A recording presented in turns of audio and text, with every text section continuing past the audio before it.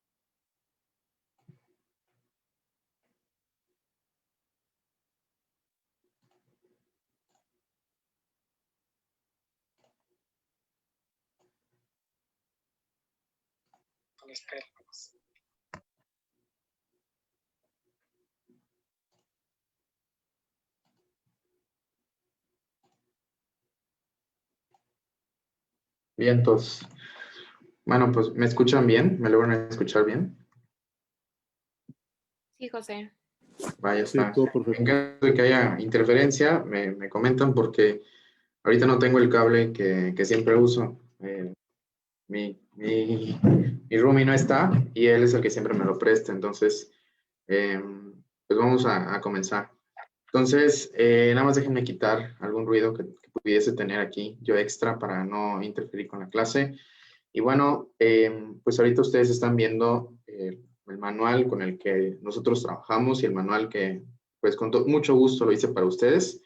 Le titulé hace tiempo Lo que todo médico debe saber de electro, y es que siento que, bueno, más bien es algo para mí bien importante, que en todos los médicos o los que aspiren a hacerlo realmente puedan dominar esta pues maravilla pues, maravilla de estudio, porque el electrocardiograma como tal es como si fuese una foto de lo que está pasando en el momento del paciente, al igual que la gasometría.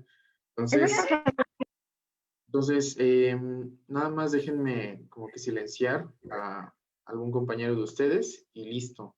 Entonces, no sé si pueda ayudarme con su micrófono. Los dejo sin el micrófono, sin el mute para todos, para que cualquiera que tenga una duda pueda interrumpir sin ningún problema. El chiste aquí de este tipo de cursos o de este tipo de series, que es lo que vamos a estar haciendo, al menos de manera gratuita, con respecto a mí, de parte de la Academia ASME de electrocardiograma y de cardiología, bueno, pues radica en que pues todos podamos aprender a la par. Incluso es bien sabido que cuando alguien enseña, pues aprende más. Entonces, esto es un favor mío hacia ustedes y un favor de ustedes hacia mí. Es como si fuese un regalo al mismo tiempo, ¿saben? Porque cuando ustedes aprenden, yo aprendo, y si ustedes comentan algo, igualmente yo voy a aprender. Entonces, tómenlo así, no lo tomen como algo muy tedioso. Y bueno, pues esta es una de las tantas clases que hemos tenido, pero en Facebook, bueno, pues ya se está transmitiendo. Y pues esto es con el fin, de hacerle publicidad a la academia, pero también con el fin de que ustedes puedan aprender, ¿ok? Entonces, para mí, la mejor manera de yo demostrarles que los aprecio y que me importan, pues es enseñándoles. Entonces, pues vamos a hablar el día de hoy de electrocardiograma. Y bueno, pues acuérdense que estas son las cosas que vienen en el contenido del manual. Este manual, los que pertenecen aquí al grupo, pues este manual lo pueden adquirir. Si alguien de ustedes me pudiese ayudar con todos los correos, ¿sí? Yo se los puedo mandar. Pero tienen que ser Gmail. Aquellas personas que no están, digamos, en el grupo, bueno, pues obviamente les costaría.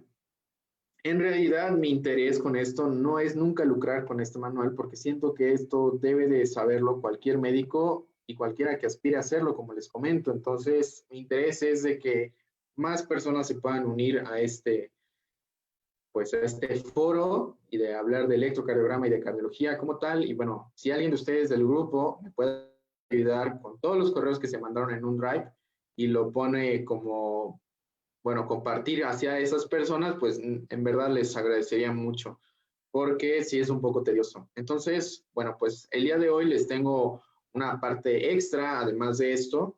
Hemos hablado de bastantes veces del crecimiento auricular derecho, crecimiento auricular izquierdo, que aquí en el manual ven que se repite, pero en general debemos saber que cuando existe un crecimiento auricular izquierdo, como existe una parte que no es trabeculada o la orejuela que no está trabeculada, a diferencia del lado derecho, pues tiene mayor riesgo para hacer un evento embólico y sobre todo tiene un mayor riesgo de hacer fibrilación auricular. Es muy importante saberlo desde ahorita, porque si nosotros llegamos a tener un paciente con criterios electrocardiográficos de un crecimiento auricular izquierdo, nosotros debemos estar pensando en que el paciente pudiese hacer una fibrilación auricular o que pudiese ya tener una fibrilación auricular. Entonces, es bien importante esa parte. Recordemos que la fibrilación auricular nosotros la detectamos cuando se pierde la línea isoeléctrica, cuando no hay un RR similar y además de cuando hay ausencia de la onda P. ¿Ok? Esos son los criterios electrocardiográficos más importantes que nosotros debemos de tomar en cuenta a la hora de hablar de la fibrilación auricular como tal. Y saber que un crecimiento auricular, por ejemplo, un crecimiento auricular izquierdo, es algo que me va a detonar o favorecer a yo tener esta arritmia. Que como tal debemos de saber que esta arritmia es la arritmia más frecuente de todas las arritmias. Y es muy importante saber cómo es que se clasifica: permanente, persistente, un poquito más, a veces llegan incluso a mencionar que es permanente un poquito más largo, y el hecho de que sea paroxística. No recuerdo ahorita el otro nombre, o sea, son 4, es paroxística, permanente, persistente, y hay otra que está en medio que se llama medianamente persistente, ¿ok? Entonces, este tipo de cosas debemos saberlas, y también saber que la fibrilación auricular como tal puede ser de origen valvular o de un origen que no sea valvular como tal. Entonces, bueno, pues vamos a a comentar el día de hoy, no de la fibrilación auricular, sino son de las cosas que hemos hablado en las últimas clases. También mencionamos algo que se llama CHAS-2-VAS, que me sirve para saber el riesgo que el paciente puede llegar a tener de tromboembolia, o como tal, o más, no de una tromboembolia, sino de un accidente cerebrovascular por un embolismo, ¿saben? Y pues que desarrolle un evento cerebrovascular como tal. Y en la otra, nosotros debemos saber que existe también el riesgo de que el paciente, al yo darle un anticoagulante para evitar que el paciente que tiene una fibrilación auricular desarrolle un evento tromboembólico, bueno, pues yo debo de tener en mente que yo debo de saber si el paciente le conviene o no que lo anticoagule. ¿Okay? Esa parte la estudiamos y les enseñé una aplicación que es muy útil, que se llama MedCalc, donde ustedes pueden observar que si el paciente llega a tener una fibrilación auricular y tiene riesgo de una embolia o de un evento cerebrovascular, de stroke, etc., bueno, pues yo debo de tener en cuenta que tengo que anticoagularlo si es que no existiría un riesgo. ¿Ok? En caso de que existe un riesgo, por ejemplo, cuando hay un aumento en el puntaje de esto que le vamos a denominar Hasbled, que eso se los había enseñado, bueno, pues ahí sí no deberíamos de anticoagular. Recuerden que una de las premisas que nosotros debemos de tener, o de las, pues, de las primas o de las frases que nosotros debemos tener en cuenta siendo médico es primum non cero, o sea, primero no hacer daño. Entonces, esa parte es importante. Ahorita no le estoy como que ahondando en el tema ni explicando en él porque ya hemos hablado de él. Entonces, como resumen, recuerden la comunicación, el crecimiento auricular izquierdo, debido a que existe la orejuela izquierda que no está trabeculada, favorece muchísimo más eventos embólicos y, bueno, pues favorece también a eventos cerebrovasculares y todos ellos deben de anticoagularse a menos de que tengan un riesgo de sangrado. ¿Y cómo sé eso? Pues yo lo sé con dos escalas que se llaman, o no escalas, sino dos maneras de poder, sí son escalas, se llaman CHAS-2 y Hasbled. ¿Ok? Ahorita ando posguardia, perdónenme, entonces ando como que un poco ido en ese sentido, pero permítanme mostrarles lo que vamos a ver el día de hoy. Pues el día de hoy lo que me interesa ver con ustedes es acerca de alteraciones electrocardiográficas y algunos antiarrítmicos que bien nos pueden servir para nosotros aprender, ¿ok? El día de hoy. Entonces, si me logran ver la pantalla. Sí. Perfecto. Entonces, perdón el ruido, es que acaban de llegar mis roomies. Y bueno, pues aquí están los antiarrítmicos de uso común, ¿sí? Aquí vienen las dosis orales a largo plazo y las dosis y las indicaciones primarias para cada una de ellas.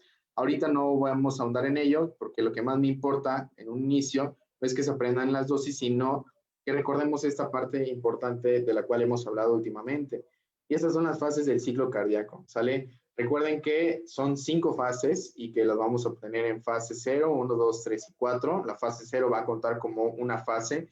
Y recuerden que pues, se caracteriza por recordar la célula. Acuérdense que la célula, en el líquido intracelular hay más potasio, en el líquido extracelular hay más sodio, y que normalmente la célula no está en 0 milivolts, sino que se encuentra en un valor negativo, ¿ok? Está repolarizada, como si queremos decirlo así, o está en un valor negativo. Entonces, no es que esté en un valor 0, está en un valor de menos 85, menos 90 milivolts, y lo que va a hacer que se despolarice todo esto, pues es la entrada de sodio. Acuérdense que la entrada de sodio lo que va a hacer es que se despolarice la célula, y bueno, desde menos 90, pues lleguemos a estar a más 30 milivolts.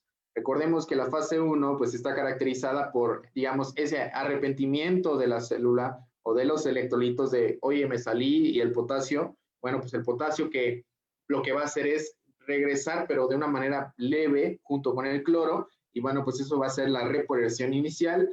Después la meseta, que se va a encargar, acuérdense, de la fase 2, la meseta, que se va a encargar, permítame tantito, nada más déjenme ver si puedo. Permítame tantito.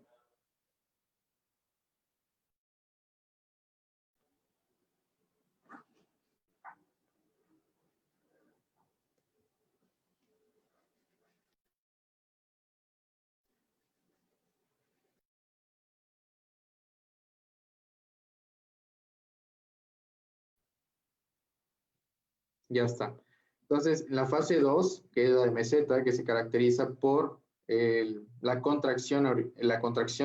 Entonces, ahí pues es gracias a los canales lentos de calcio como tal.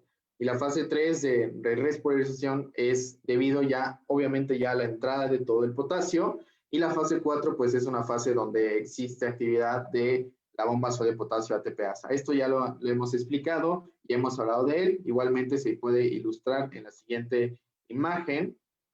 Aquí, acuérdense que lo habíamos puesto donde la fase 0 es la fase de despolarización por la entrada de sodio. La fase 1 es la fase de repolarización inicial por la entrada de potasio y cloro. La fase 2, que es la fase de la contracción, es la fase que se llama meseta también. Y bueno, en esta se caracteriza por la entrada de los canales lentos de calcio y recordar de una manera bien importante, pues fase 2, acuérdense la valencia del calcio, perdón, que es el número 2, y bueno, pues ya lo hicieron. Y la fase 3 como tal es la repolarización completa, ahora sí, donde pues va a llegar otra vez a tener menos 90, menos 85 milivolts, y la fase 4 es debido a la bomba de sodio potasio ATPasa. Recordar que en estas fases de 0, 1, 2, 3, no puede haber una extrasístole porque existe algo que se conoce como periodo refractario absoluto. ¿Ok? Esto simplemente es una representación del ciclo cardíaco, no es un electrocardiograma, pero hay que entenderlo para también saber cómo es que se va a aplicar esto a la clínica. Acuérdense que todo siempre hay que orientarlo a la clínica y no solamente como un tema académico. ¿Ok?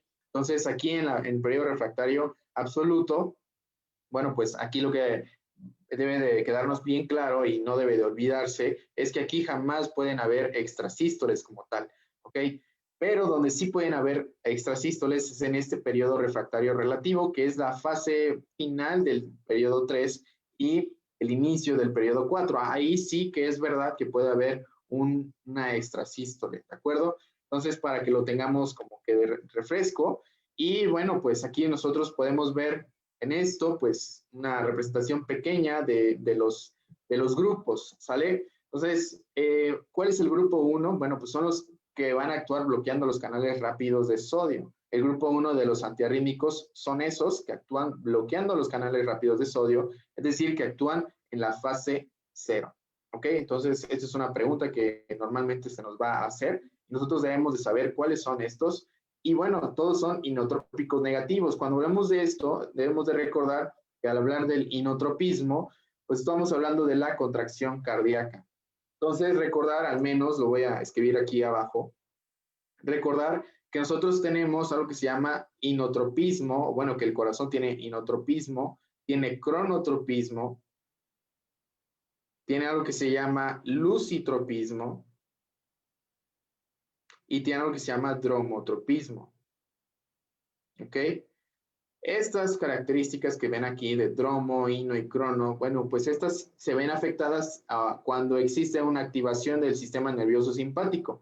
Recordemos que el dromotropismo, el inotropismo y el cronotropismo son cualidades del corazón. Acuérdense, el dromotropismo significa la cualidad del corazón, o más bien el hecho de la velocidad que va a tener el corazón hacia despolarizarse hacia el nodo auriculoventricular. ¿Ok? El inotropismo, recuerden que lo que nos está hablando es la fuerza contráctil y el cronotropismo nos está hablando de la frecuencia cardíaca como tal. Entonces, el dromotropismo, inotropismo y cronotropismo se ven afectados por el sistema nervioso simpático y también se ven afectados por el sistema nervioso parasimpático. Recordar qué es lo que representa el sistema nervioso simpático. El sistema nervioso simpático está representándose por las catecolaminas. Y el sistema nervioso parasimpático se representa por el neurotransmisor acetilcolina, ¿ok? Que, pues, para decirlo de una manera sencilla, la acetilcolina hace que todo eso sea negativo, se hace más lenta, la velocidad de conducción hace que exista un menor inotropismo y hace que exista también menor cronotropismo, o sea, menor fuerza y menor frecuencia. Y, pues, viceversa con lo que sería las catecolaminas, ¿ok? Por su parte de las catecolaminas. Entonces, en el grupo 1 nosotros debemos de recordar cuál es la fase que van a estar inhibiendo para que no lo olvidemos, es la fase 0, ¿sí? La fase 0 que bloquea los canales rápidos de sodio, todos son inotrópicos negativos, la mayoría ya están en desuso pero igual pueden de repente preguntarnos. Y bueno, entre ellos está la quinidina, la lidocaína intravenosa, la difenilidatoína. Y bueno, pasemos al grupo 2, que esto corresponde al grupo de los beta bloqueadores, ¿ok? Igual, ¿qué es lo que hace un beta bloqueador? Pues bloquea el sistema nervioso simpático con los receptores. Recuerden que los receptores no los debemos de olvidar por su parte del sistema nervioso simpático, propiamente de la adrenalina y noradrenalina. Pues nosotros debemos de recordar que existen receptores alfa 1, alfa 2, beta 1 y beta 2, y que el receptor como tal, que se le conoce como el cardioreceptor, así se le conoce, o el cardioselectivo, pues es el beta 1. Entonces, pues tenemos aquí receptores que no solamente bloquean a beta 1, sino que bloquean a ambos. Por ejemplo, el metoprolol, que ese no lo debemos olvidar, que es un cardioselectivo, es un beta 1. El propanolol, que bloquea sin manera selectiva, y tenemos también al atenolol. Entonces, el grupo 2 va a corresponder a estos, a los beta bloqueadores. Estos están indicados en arritmias secundarias a un incremento, como lo comentamos, del tono simpático. Igualmente debemos de recordar que la hipertensión arterial, cuando ya llega a ser refractaria y que es debido a un aumento del sistema nervioso simpático, pues debemos de dar beta bloqueadores, porque recordemos, la hipertensión arterial, de las cosas que hemos visto o de las cosas que, por ejemplo, les he compartido, es que no se debe de utilizar un tratamiento o la monoterapia nada más, sino que debe ser un tratamiento, si fuéramos españoles, diríamos dual, o si fuéramos de Latinoamérica, pues diríamos una terapia combinada. Entonces, sobre todo, pues, acompañado de un diurético con un inhibidor de la enzima convertidora de angiotensina o un inhibidor o un bloqueador del receptor de la angiotensina, ¿sí? Es decir, un IECA o un ARA2, y bueno, pues también podemos utilizar incluso un calcio antagonista. Entonces, nada más para comentarles, los beta bloqueadores no se utilizan en hipertensión a menos de que la hipertensión sea de tipo refractario, y cuando la causa de esa refractariedad, pues de que el paciente sea refractario al tratamiento, sea por un aumento del sistema nervioso simpático. Sobre todo eso se ve en jóvenes, ¿ok? Y debemos de saber también, y les voy a también ilustrar esa clase, pues supongo que la clase que viene, de cuando hablamos de la hipertensión arterial que es resistente, bueno, normalmente pues estamos refiriéndonos a que es por un aumento del sistema de renina-angiotensina aldosterona, y que el problema aquí no es el sistema nervioso simpático y radica más en un aumento del volumen. Y cuando hablamos de volumen, pues nosotros estamos hablando, pues obviamente, de la aldosterona, y bueno, pues también se debe utilizar espironolactona.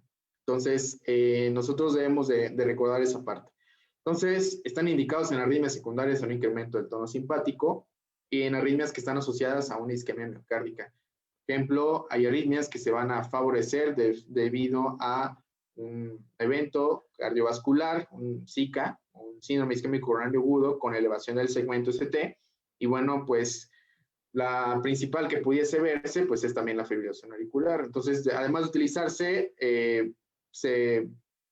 debemos de saber que además se utilizan los beta bloqueadores para frenar el nodo auriculoventricular. Una cosa importante que no debemos de olvidar es que los beta bloqueadores están contraindicados en adultos mayores, en pacientes que son arriba de 65, 70 años. Eso ya no deberían de indicarse, porque pues por sí mismo el corazón ya empieza a tener un cierto inotropismo, un cronotropismo y un dromotropismo negativo. Entonces, los beta bloqueadores, recordemos que eso es lo que también van a favorecer. Además, es importante saber que no, están contraindicados en cualquier tipo de bloqueo auriculoventricular. ¿Ok? Cualquier tipo de bloqueo auriculoventricular está contraindicado los beta bloqueadores, y también asimismo está contraindicado el uso de calcio antagonistas del tipo de los no dihidropirínicos. Recordar que son el diltiazem y el verapamilo de los no dihidropirínicos, y que esos pues también comparten esa parte de el cronodromoinotropismo negativo. Además, una de las cosas que siempre debemos de considerar, siempre que damos un calcio antagonista, pues favorece muchísimo por la propia vasodilatación a la taquicardia refleja. Entonces, eso es de las cosas que no debemos de olvidar y que siempre debemos de tener en mente. Entonces, eso es en cuanto al grupo 2. El grupo 3, bueno, estos son los que interfieren con los canales de la salida de potasio, haciendo así más lento el potencial de acción y prolongando el QT. Acuérdense que, por ejemplo, la amiodarona puede prolongar el QT, la quetiapina también puede prolongar el QT, y, por ejemplo, la amiodarona no debería de darse a menos de que fuese una urgencia o que no tuvieses otra cosa. La verdad es que, como tal, la amiodarona tiene más efectos adversos y es más tóxica que los efectos que pudiesen verse positivos en el paciente. Y el hecho de que el paciente llegue a tener un QT largo, pues favorece muchísimo a que el paciente desarrolle una taquicardia ventricular, ¿ok? Puede ser una taquicardia ventricular por el QT largo y por utilizar la amiodarona. Recordemos que algo curioso de todo esto es que los propios antiarrítmicos pues pueden favorecer arritmias, pero en general a mí no me gustaría decirlo así, o sea, yo siento que es, o más bien no siento, sino que es más debido al mal uso de los antiarrítmicos que pueden dar arritmias, ¿sale? O sea, cuando alguien no tiene presente que la amiodarona o que sí, propiamente la amiodarona puede dar una arritmia o que un digital también me puede favorecer otra arritmia, que los digitales son buenísimos, también el hecho de no saber que otros fármacos, por ejemplo, para calmar al paciente o para que el paciente se duerma, porque el paciente es un paciente que, pues, hay veces que ustedes se van a topar con tipos de pacientes que en la noche no pueden dormir y que tienen dolor y que ese dolor a veces es más porque ya están hartos de estar en el hospital, lo cual es realmente entendido o entendible. Y bueno, pues si a alguien le dan, pues en lugar de darle benzodiazepinas y más, le empiezan a dar nada más quetiapina, bueno, ¿por qué no le darían una benzodiazepina o un opioide si tiene dolor y demás? Porque puede deprimir la función respiratoria y ese paciente está intubado o lo acaban de extubar, etcétera, etcétera. Y no quieren eso, le dan quetiapina de manera prolongada. Eso puede también favorecer a que el paciente desarrolle una taquicardia ventricular. Entonces, para que lo tengamos en cuenta, a veces los antiarrítmicos o el mal uso de ellos pues puede favorecer a una arritmia y la amiodarona como tal no es la de primera elección en ninguna de las arritmias. Eso ténganlo súper claro. La amiodarona no es de primera elección para ninguna de las arritmias y mucho menos es de mantenimiento para ninguna de las arritmias. Eso es para que lo tengamos bien en claro. Obviamente, aquí lo vamos a ilustrar cuáles son esos tipos de grupos, no nada más lo voy a poner aquí. Y bueno, pues la amiodarona también presenta un efecto vasodilatador, un efecto calcioantagonista, un efecto de beta bloqueador e inhibidor del sodio. ¿Okay? Entonces, del grupo 4, pues son los calcioantagonistas, eso es importante que ustedes lo recuerden, son calcioantagonistas de los tipos de los no dihidropirínicos. Recordar que los no dihidropirínicos son el verapamilo, son el diltiazem, y bueno, como tal, esos, recuerden, son los que tienen el mismo efecto que los beta bloqueadores, en el sentido de que tienen un cronotropismo, un dromotropismo y un inotropismo negativo. ¿Ok? Son el tratamiento de elección para las taquiventis o para las taquicardias supraventriculares, ¿ok? Para las taquicardias, perdón, supraventriculares, como tal, la fibrilación auricular o el flóter auricular. Recordar que es la fibrilación auricular puede favorecer a que el paciente desarrolle un evento tromboembólico o un embolismo como tal, ¿ok? Un accidente cerebrovascular por un embolismo. Entonces, es bien importante esto que estamos viendo. Y como tal, si a mí me preguntaras cuáles son los más importantes, pues aprendete el grupo 4, aprendete el grupo 2, el grupo 3 y el grupo 1, pues ya no, porque está en desuso. ¿Okay? Entonces, vamos a ver una tablita. Esa tablita no es mía, obviamente.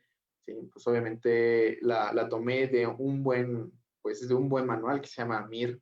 Y de él ustedes pueden observar el grupo 1, grupo 2, grupo 3 y grupo 4, y que el grupo 1 incluso se divide en A, B, C. ¿Ok? Hace rato les mostré el grupo 1 y solamente estábamos hablando de la lidocaína intravenosa, pero bueno, pues también está la propafenona y también la propafenona está indicada para hacer cardioversión en la fibrilación auricular. ¿Ok? Entonces, para que lo tengamos en cuenta y para cualquier arritmia supraventricular.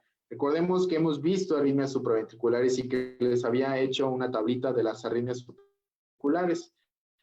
Por ejemplo, déjenme ver si aquí las tengo, miren. Las arritmias supraventriculares son la taquicardia sinusal, la taquicardia auricular, la auricular, el flutter y la taquicardia nodular. Arritmias supraventriculares para las cuales sí estaría indicado utilizar. Ok, vamos a continuar con el punto que estoy aquí diciendo. A ver, permítame. Listo. Y bueno, pues debemos saber que como tales, la propafenona y propafenona necesita dosis altas. Más importante, recuerden, en una arritmia, obviamente hay que estabilizar la frecuencia cardíaca y demás, pero también lo más importante para la fibrilación auricular es la anticoagulación, ¿sale? Y saber a quiénes sí puedo anticoagular, ¿no? Y si no puedo anticoagularlo por una frecuencia cardíaca normal, estable, cardiovertirlo, ¿ok? Entonces, cuando hablo de cardiovertirlo, pues es que llega a controlarse el ritmo, la frecuencia cardíaca, existan estos intervalos tan largos y tan disparates, o tan disparejos, perdón, de los RR en la fibrilación auricular. Entonces, para que lo tengamos en cuenta, los beta bloqueadores, recuerden, están en el tipo 2, en la familia 2, y bueno, estos también se indican en las arritmias supraventriculares y sobre todo cuando el origen es isquémico. Recordar que cuando existe isquemia como tal, muchas veces viene acompañado también de hipertrofia ventricular izquierda anterior y demás, pero lo importante es recordar que hay un aumento del consumo de oxígeno en todo esto, ¿ok? Y lo que no debemos, y lo que debemos de hacer es, ¿ok? Existe una lesión miocárdica, tratar de disminuir ese consumo de oxígeno. ¿Y cómo lo vamos a hacer? Disminuyendo la frecuencia cardíaca, disminuyendo la contractilidad. También los beta bloqueadores provocan una regresión de la hipertrofia ventricular izquierda y bueno, por eso son buenísimos en esa parte porque disminuye el volumen de consumo de oxígeno. Por su parte tenemos a los del grupo 3, donde está la amiodarona que les comentaba, no es nunca de primera elección. Nada más comentar algo aquí que no viene en esta tabla de los beta bloqueadores. ¿Cuáles son los efectos adversos? Pues que el paciente puede ocasionar la hipotensión, como cualquier también antihipertensivo, y pues deprime el sistema nervioso simpático. El paciente pues después te puede referir que tiene pues impotencia sexual y demás, ¿ok? Entonces, la amiodarona, que es parte del grupo 3, recordar que eso no se deben de administrar de primera elección porque también tiene muchos efectos adversos, ¿ok? Y nunca debemos de dejar al paciente con amiodarona, ¿sale? Eso es bien importante, no es como que el paciente se vaya a su casa con su amiodarona, jamás, porque también favorece que el paciente desarrolle hipo o hipertiroidismo, también favorece la fibrosis pulmonar, como les comentaba, favorece que se desarrolle el QT largo y también eso lo hemos comentado que existe un electrolito que ayuda a que exista un QT largo. Y bueno, pues para ayudarles, para recordar, acuérdense que ese es el calcio y cuando existe una hipercalcemia, nosotros vamos a ver, cuando existe una hipocalcemia vamos a tener un QT largo como tal. Entonces, las arritmias en pacientes con cardiopatía que sea estructural, ahí se puede, no es para dejarle al paciente. Igualmente en arritmias de miocardiopatía hipertrófica, pero no es para dejárselo al paciente. Yo preferiría muchísimo más darle un beta bloqueador o un calcio antagonista. ¿Ok? En las arritmias supraventriculares yo puedo darle, por ejemplo, un calcio antagonista, como ya lo hemos hablado, y está, es parte del grupo 4, y bueno, pues para que los sepamos, y sobre todo son, ponemos ID, que es el verapamilo, y el diltiazem. ¿Okay? Este es el sotalol también es un beta bloqueador para que no lo vayamos a olvidar. ¿Ok? Y también favorecen al QT largo. En general, estos del grupo 3 desarrollan QT largo y pues no son tan buenos porque, pues acuérdense, si hay QT largo, se favorece a las taquicardias ventriculares. ¿Ok? Ahora, estos son bloqueos de fascículo anterior izquierdo. Vamos a hablar de un bloqueo que es de fascículo posterior. Normalmente estos no los vemos en la carrera. Siempre hablamos de bloqueo de rama izquierda y hablamos de rama derecha. Saberlo porque en la práctica se ve muchísimo. Y no necesariamente si yo tengo un bloqueo de rama izquierda, como lo pudimos haber aprendido en pregrado, yo voy a tener una desviación del eje hacia la izquierda. Y no necesariamente si yo tengo un bloqueo de rama derecha, voy a tener una desviación del eje hacia la derecha. Aunque casi siempre en los bloqueos de rama derecha sí pasa, pero en bloqueos de rama izquierda casi no. Pero recordar esa parte, pues cuando existe un bloqueo de rama izquierda y además tengo un bloqueo de fascículo anterior, ahí yo sí voy a tener una desviación del eje a la izquierda. Pero si nada más tengo un bloqueo de rama izquierda, no necesariamente voy a tener una desviación del eje a la izquierda como tal.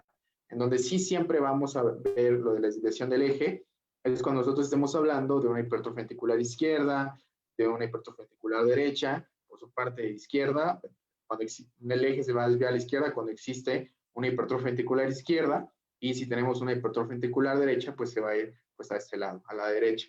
Entonces, para que lo tengamos también en cuenta y no se nos vaya a olvidar y nosotros digamos, oye, pero yo aprendí que la hipertrofia ventricular, el bloqueo de rama izquierda está relacionado con una desviación de la eje izquierda, sí, pero no siempre, ¿ok?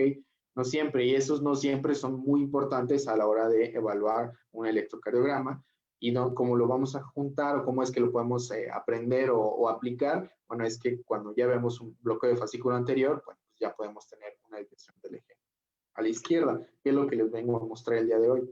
Entonces, en el bloqueo de fascículo anterior izquierdo, antes se llamaba hemibloqueo anterior izquierdo, los impulsos, lo que pasa aquí es que se conducen al ventrículo izquierdo a través del fascículo posterior izquierdo, que se inserta en la pared inferoceptal del ventrículo izquierdo a lo largo de la superficie endocárdica. Entonces, aquí debemos saber cuáles son los criterios electrocardiográficos. Y aquí sí siempre va a haber una desviación del eje a la izquierda. Recordemos cómo sacar el eje, y eso se los he explicado, que al menos existen varias formas. Puede ser con la derivación 1 y AVF, o puede ser teniendo yo la línea isobifásica y agarro la perpendicular, o yo teniendo, bueno, pues puedo graficar de 1 y AVF y ya con eso puedo darme cuenta en caso de que no lo tenga de esa manera. Ondas Q pequeñas, o a veces se le conoce como complejos QR, en las derivaciones 1 y AVL. Recordar que la derivación 1 representa a la cara lateral alta y AVL, pues, la cara lateral alta o baja. ¿Alguien que me pueda ayudar con eso?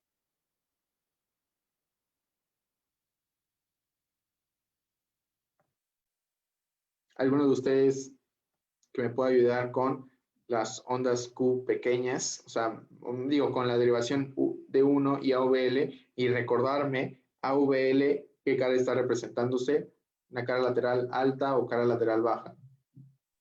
Creo que es cara lateral alta. Es cara lateral alta, ¿ok? La cara lateral baja es V5, V6.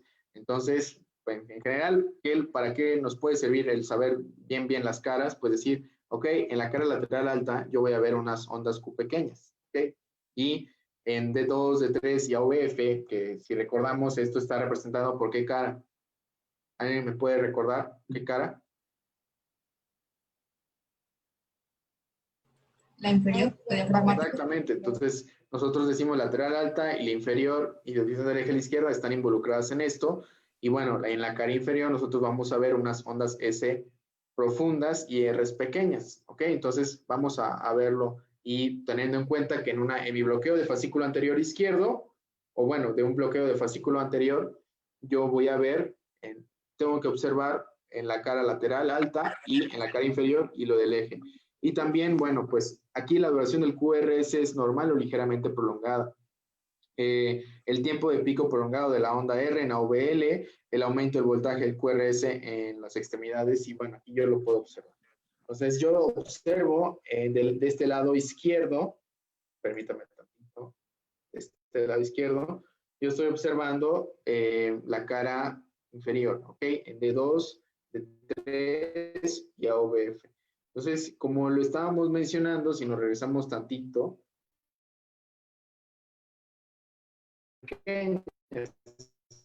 entonces yo aquí estoy viendo las S profundas en la derivación 2, en la derivación 3 y en AVF. Recordemos que un tip, ahorita dice que mi conexión es inestable, entonces voy a callar tantito.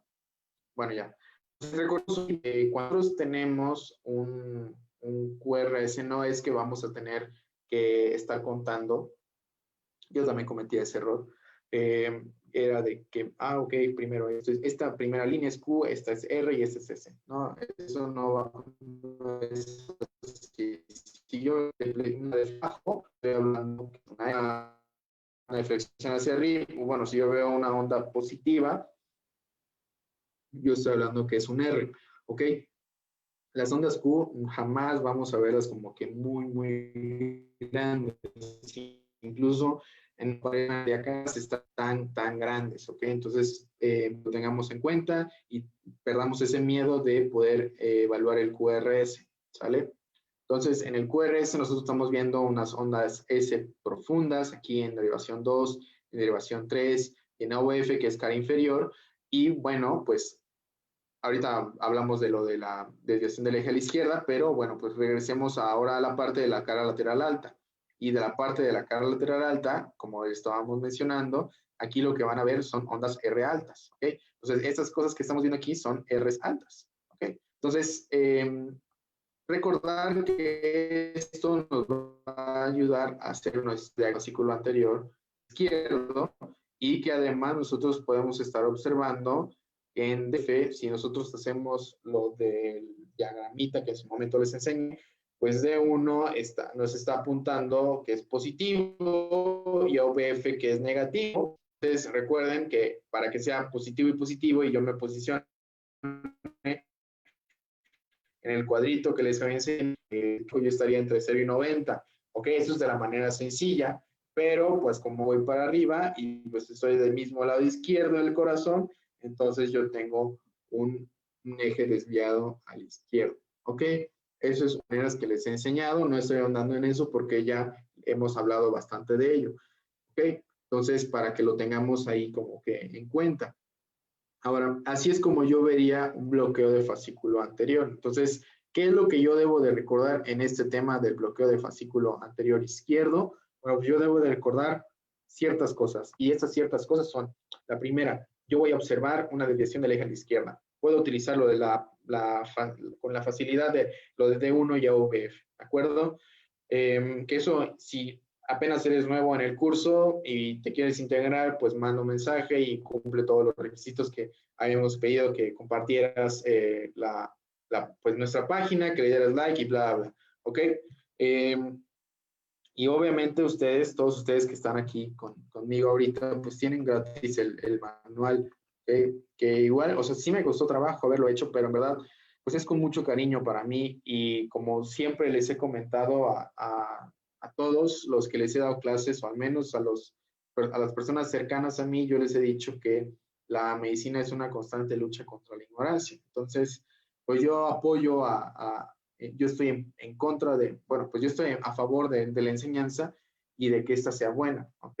Entonces, aquí, por ejemplo, esto es lo que ustedes verían en su manual, lo que les estaba explicando, que D1 y AVF sea positivo. Cuando esos son positivos, pues yo tengo un eje normal, ¿ok? Y cuando este está desviado a la izquierda, bueno, pues en este caso, pues yo tengo una AVF que es negativo, ¿ok? Pues es lo que estábamos viendo hace rato, por si a alguno de ustedes no le quedó del completo claro esta parte, y pues nada más regresarme tantito.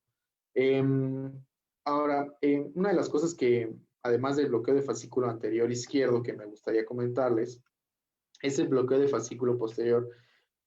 Pero antes de esto, me gustaría como que recalcar, en el bloqueo de fascículo anterior, ¿qué es lo que yo debo buscar? Yo debo de buscar la desviación del eje a la izquierda, debo buscar en lugar de aprenderse derivaciones, apréndanselo por caras. A veces es muchísimo más sencillo, al menos a mí me funciona muchísimo más. Apréndanse, bueno, la cara inferior y la cara lateral alta, pues están involucradas. Y con eso ya hicieron su diagnóstico de bloqueo de fascículo anterior izquierdo, ¿ok?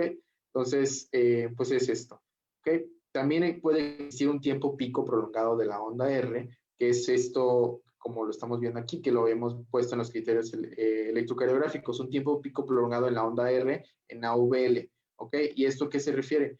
¿Okay? Que tarda de la onda Q a la onda R en observarse, pues que existe pues que existe como tal una actividad eléctrica, ¿ok? Entonces eso que se ve característico aquí, en esto azul casi no se observa, pero aquí sí se observa más que la onda Q está como que muy lejos de la onda R, o sea, eso no es normal, ¿sale? Entonces, eso es como que incluso nos lo señalan aquí en AVL. Entonces, para que lo tengamos también en cuenta, ¿sale? Ahora, esto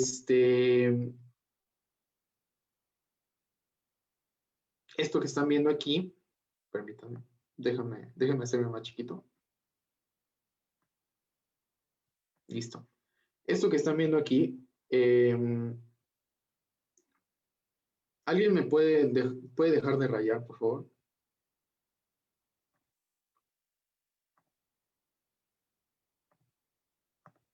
Listo.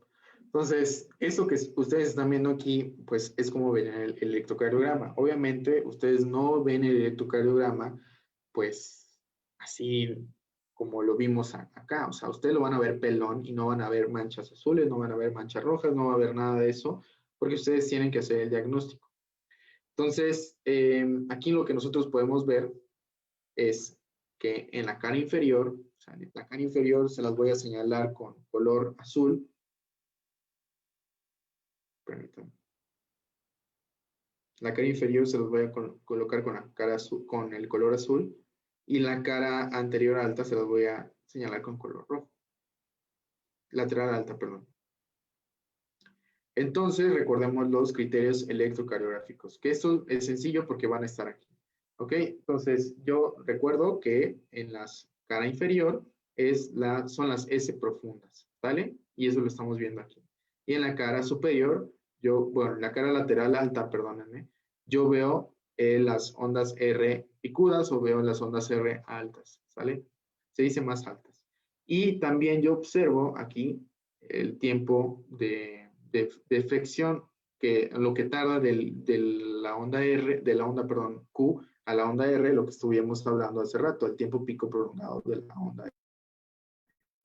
¿Ok? El tiempo desde el inicio del QRS hasta el pico de la onda R, que es lo que se refiere. Entonces, es esto, ¿sale? Entonces, esto no se ve claramente aquí, o sea, esto de la onda R y, digo, de la onda Q y la onda R, pues no es normal, es un tiempo como que se tarda en desarrollarse y eso es también debido a el crecimiento, no al crecimiento, sino a la desviación del eje, ¿sale?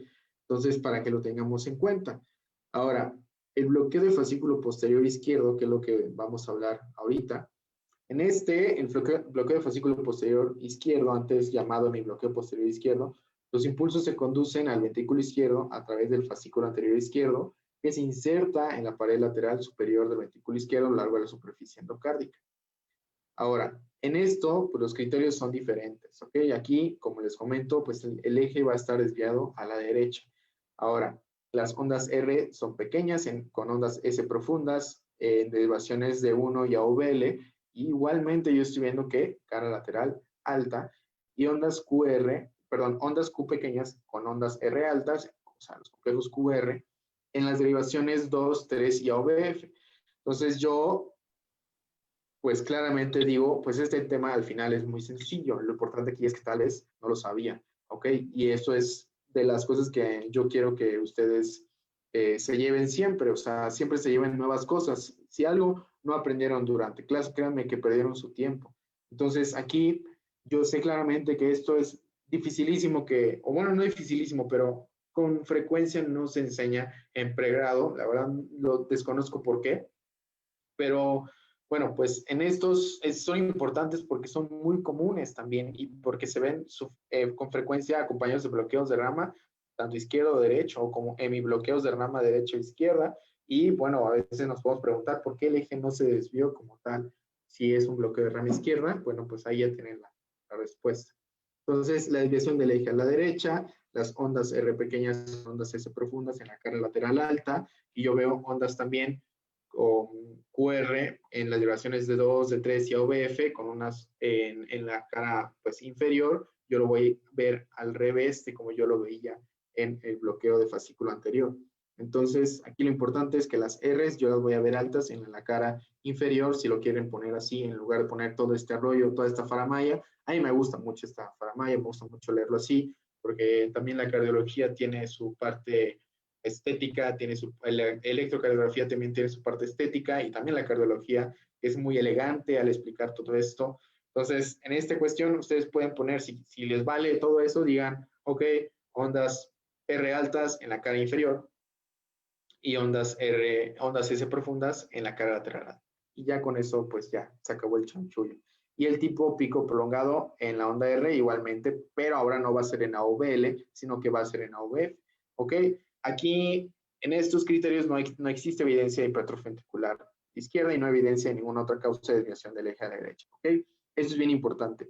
Los criterios para hablar de un hemibloqueo de fascículo posterior, aquí no debe de haber hipertrofia ventricular derecha, ¿ok? Que eso también lo hemos visto. Si quieren, después podemos volver a verlo y hablar de los criterios o más bien el índice de Cabrera, el Sokolov-Lyon, del índice de Lewis, y saber cuál es si realmente el índice de Lewis o el Sokolov-Lyon sí funcionan acá en el bloqueo de hipertrofia ventricular derecha. Pero lo importante aquí es, no hay evidencia de hipertrofia ventricular derecha, o sea, se refiere a que no debe de haber. O sea, para yo decir que el paciente tiene un hemibloqueo del fascículo posterior, no debe de haber hipertrofia ventricular derecha y tampoco debe haber evidencia de ninguna otra causa del eje de desviación a la derecha, como bloqueo de rama derecha. ¿Ok? Entonces, los complejos QRS aquí ya vamos a ponerlos mejor acá, ¿sí? Porque si no, me revuelvo cuando yo veo en pequeñas partes, o al menos no siento que sea tan didáctico. Pero bueno, si quieren ahorita le regresamos, ¿ok? Pero solamente quiero que veamos esto. Yo tengo aquí ya el electrocardiograma ya así pelón, como me lo voy a encontrar siempre, al menos de que arriba tenga una interpretación electrocardiográfica.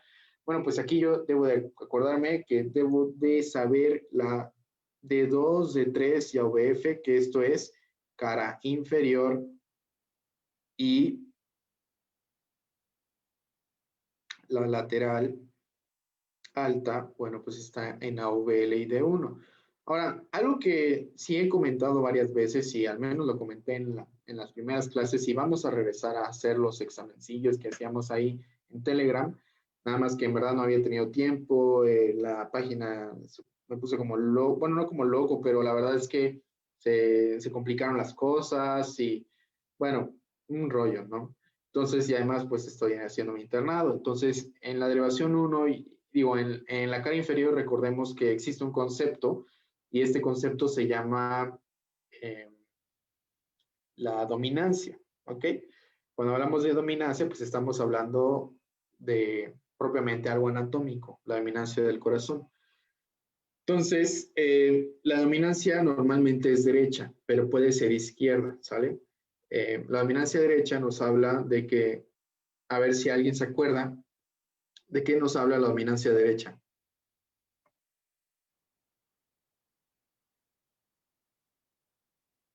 Es la que riega la cara inferior con la descendente posterior. Exacto, o sea, que viene de la rama de la arteria coronaria derecha. Acuérdense que las coronarias vienen de la aorta. Entonces, cuando viene todo esto de la parte de la descendente posterior, bueno, pues estamos hablando de una dominancia derecha. Y cuando hablamos de una dominancia izquierda, bueno, pues nosotros debemos de tomar en cuenta que viene de la arteria coronaria izquierda. ¿Okay? ¿Y qué arteria sería la que estuviese irrigando aquí a la arteria coronaria izquierda? Digo, a la cara inferior, si estuviésemos una dominancia izquierda. ¿Alguien sabe? ¿Recuerda? La circunfleja. Excelente, Katy, excelente, es la circunfleja. Entonces, eso es como que algo que nosotros debemos de tener en cuenta y dependiendo en dónde estemos o en qué literatura estemos buscando, debemos recordar, por ejemplo, si nosotros tenemos estamos en Estados Unidos, se dice, no, pues existe un 85% que existe una dominancia derecha y en México al revés, en México, bueno, no al revés, sino es diferente, dicen que es un 65%, ¿ok? Esto de acuerdo a los datos que nos provee el Instituto Nacional de Cardiología. Entonces, el D2, D3 y AVF, aquí lo que estamos viendo son unas ondas R altas, ¿sí? Y en AVL y D1, pues son ondas S profundas, y también esto que vemos en AVF, que es lo que tarda en promoverse el QRS, que es lo del tiempo pico prolongado, ¿ok? El tiempo que va a tardarse el pico. Y bueno, pues nosotros, además de esto, podemos ver que AVF, si quieren, les ayudo con esto, para que lo tengamos aquí.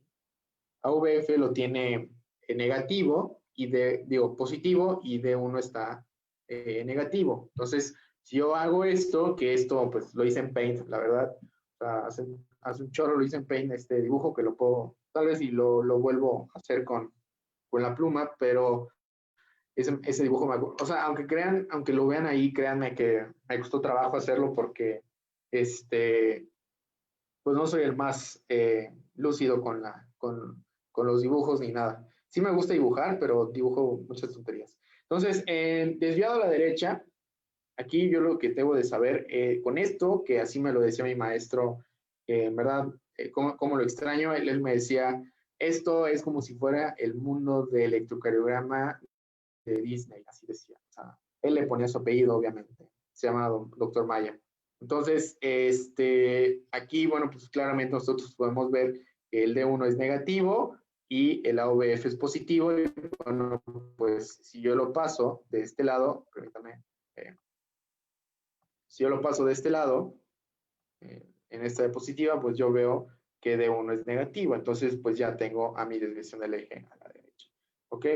Entonces, esos son los de mi bloqueo de fascículo anterior y en mi bloqueo de fascículo posterior.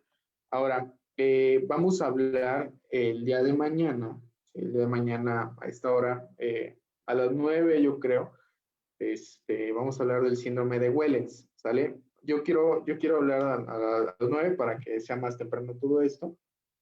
Y nada más que como estaba de postguardia, pues la verdad no estaba tan, incluso todavía empezando la clase empecé como que a trabarme mucho porque andaba todavía como que cansado, y bueno, pues esto lo vamos a ver el día de mañana, el síndrome de Wellens, que es una parte bien importante, en serio, es bien importante, ¿ok?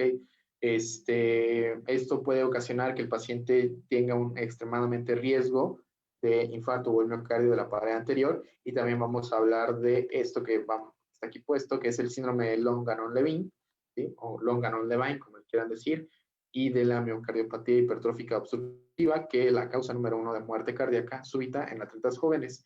Incluso lo acabamos de observar, eso hace poquito, en un luchador. La verdad, o sea, no soy alguien que le gusta mucho las luchas, porque pues obviamente, mira, no me voy a meter en problemas, pero pues no creo en las luchas, ¿sí? El boxing.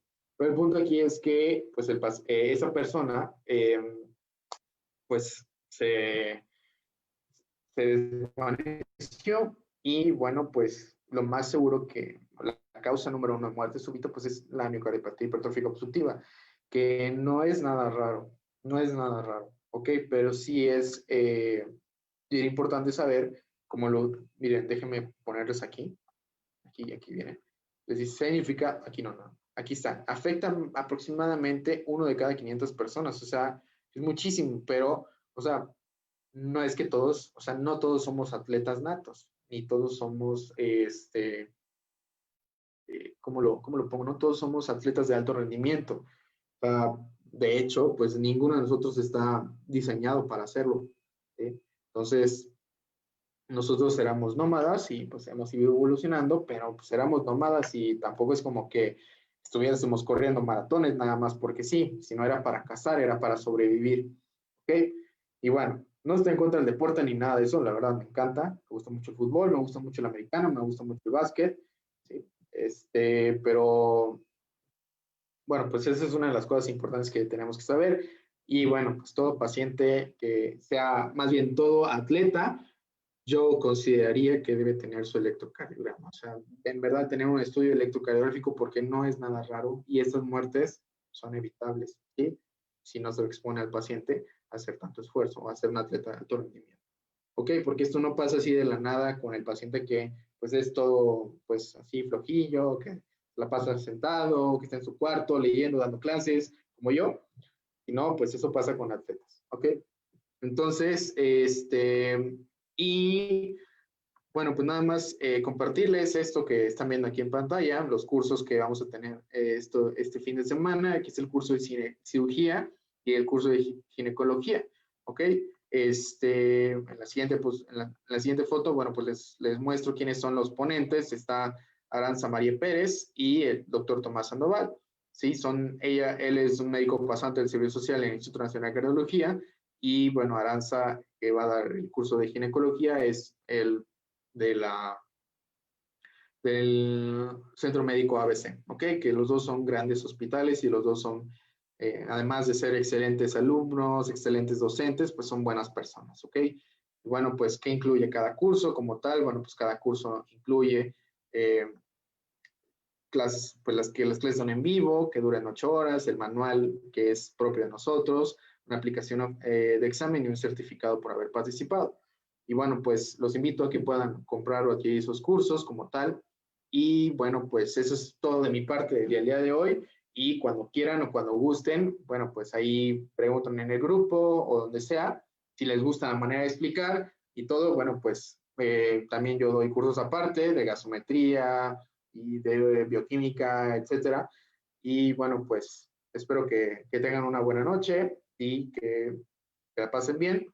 Y bueno, pues eso es todo por mi parte, ¿sale? Entonces, no sé qué más decirles porque, aunque no lo crean, soy una persona tímida cuando, bueno, la verdad no soy tímido, pero sí, luego me quedo sin cosas que decir, entonces ya mejor me voy.